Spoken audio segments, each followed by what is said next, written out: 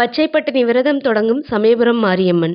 தன்னை தரிசிக்க வரும் பக்தர்களுக்கு நோய்கள், தீவினைகள் அணுகாது சகல சௌபாக்கியங்களும் கிடைக்க ஆண்டுதோறும் பச்சை பட்டினி விரதம் இருக்கிறார் சமயபுரம் மாரியம்மன்.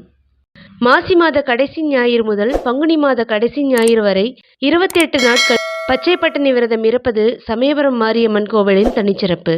சமயபுரம் மாரியம்மனை வணங்கினால் சங்கடங்கள் போகும் என்பது பக்தர்களின் நம்பிக்கை.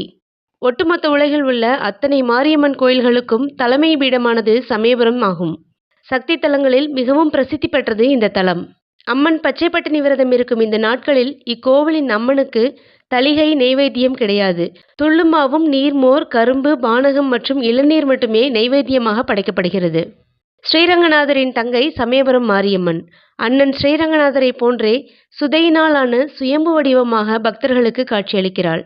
தட்சன் யாகத்திற்கு சென்ற தாட்சாயணியை தூக்கி சிவபெருமான் ருத்ரதாண்டவம் ஆடிய போது அம்மனின் திருக்கண் இப்பகுதியில் விழுந்ததால் இத்தலத்திற்கு கண்ணனூர் என்ற பெயர் புராண காலம் தொட்டே இருந்து வருகிறது.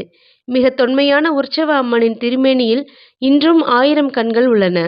இக்கோவிலில் எழுந்தருளியுள்ள மகாமாரியம்மன் மிகப்பெரிய சுயம்பு திருவுருவமாக விக்ர சிம்மாசனத்தில் 1000 கோடி சூரிய பிரகாசத்துடன் தங்க திருமேனியுடன் குங்கும நிற மேனியில் நெற்றியில் வைரப்பட்டை ஒளி வீச வைரக் கம்மல்களும் வைர மூக்குத்தியும் சூரிய சந்திரனைப் போல ஜொலித்து கண்களில் அருள் பாவித்து அன்னைக்கு அன்னையாய் ஆதி முதல் ஆதார சக்தியாய் அருள் பாலிக்கிறார். இந்த சமயபுரம் மாரியம்மன் கோவிலில் அம்மன் அஷ்டபுஜங்களுடன் வீற்றிருப்பது வேறு எந்த மாரியம்மன் கோவிலிலும் காண கிடைக்காத அரிய காட்சியாகும். பச்சை பட்டினி விரதம் இருப்பது இக்கோவிலின் தனிசிறப்பு அம்சம். தேவர்களை இம்சித்த மகிஷாசுரனை புரட்டாசி மாதம் 9 நாட்கள் தவமிருந்து வதம் செய்தார் அன்னை ஆதிபராசக்தி.